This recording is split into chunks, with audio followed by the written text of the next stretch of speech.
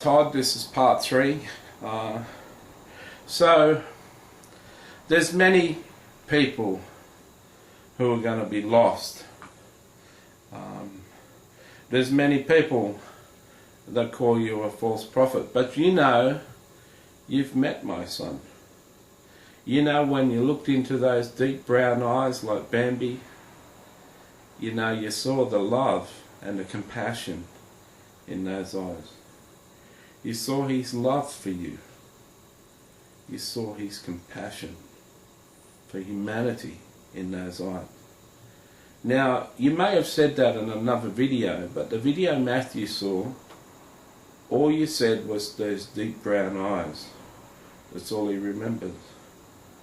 As far as he remembers, he doesn't remember you saying the love and the compassion flowing out of those eyes. But now you've seen this, you know. That's what you saw too. You know, you've met these angels, you've met certain angels from heaven. If you interacted with them, they've shown you things. They've shown you swords and jewels, and you've seen swords with precious stones all over the swords, and you've seen angels do crazy things and amazing things. You've seen my angels do tricks for you in front of your eyes, funny things. They've made you laugh. They've turned up at inopportune times and times when you weren't expecting them, just to say hello. They've come into your room and flooded your room with the anointing and then just chatted to you. You know, my son just drops in unannounced to say hello to you. You know that sometimes you know he's coming, but not all the time, and he just turns up. You know what it's like to walk through heaven. You know what it's like to serve me. You know what it's like to work hard, really hard, not for money, not for riches, but just to serve me. You know what hard work is all about. You know what copying rejection, copying judgments, copying persecutions by people with little knowledge and little understanding of the spirit realm. You know what that's all about. You know the difference between living in poverty and living with blessing. You know all about a breakdown of a marriage and hurting. You know about failure. You know about losing a ministry. You know about people speaking bad about you and suffering through hard times.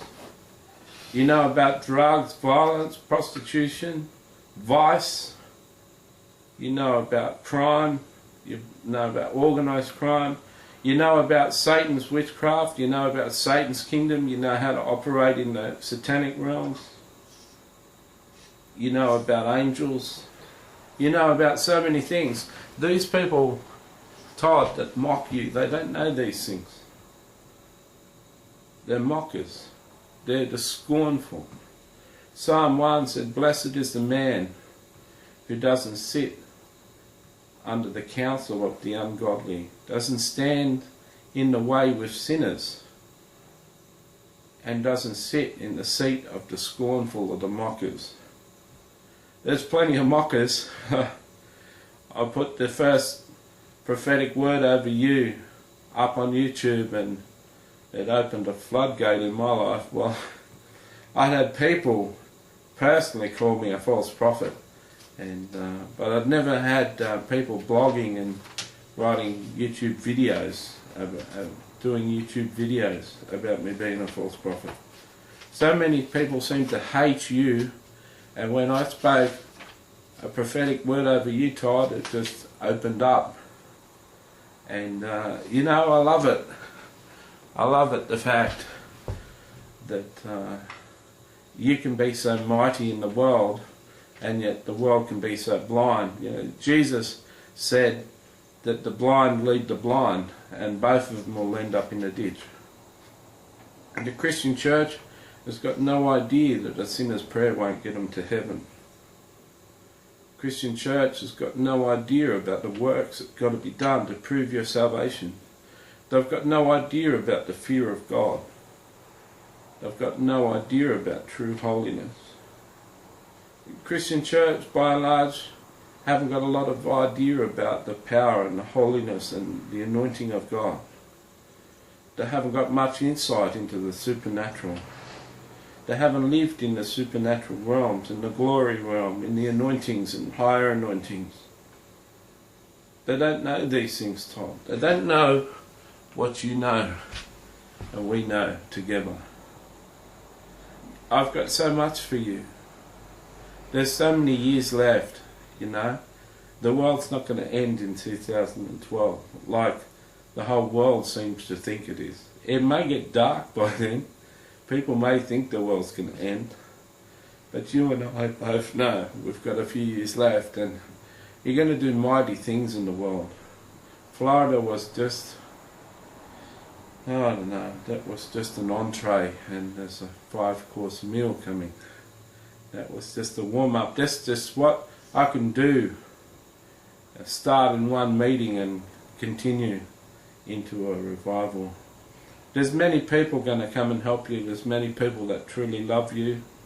There's a lot of people who aren't brainwashed, who really know who you are. There's people who've read that teaching about how you want to be Esther, who've listened to that teaching and know what your heart is. There's many people like Matthew that love you, Todd, for who you are.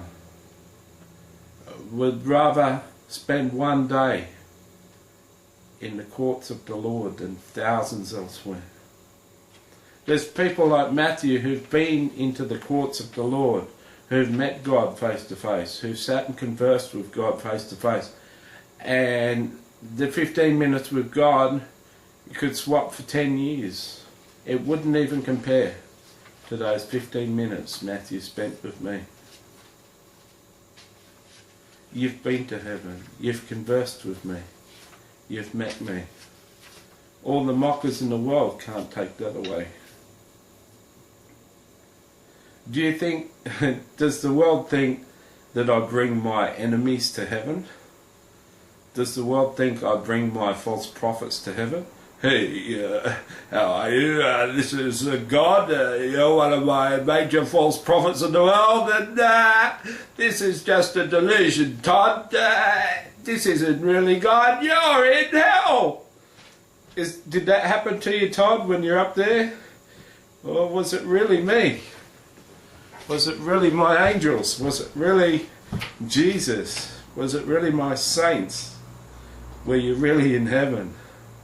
And if you're in heaven, and you've been there many occasions, and you met my son on earth many occasions, how can they throw darts at you and say you're a false prophet?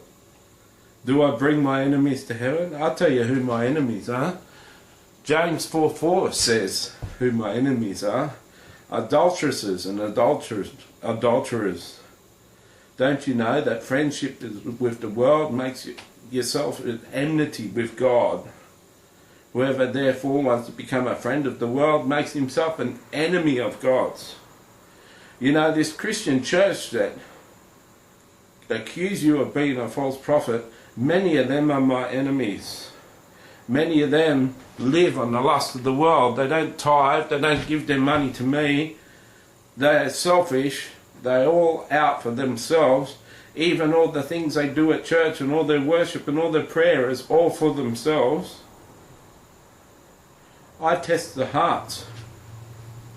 I weigh the spirits. We'll go on to the next part.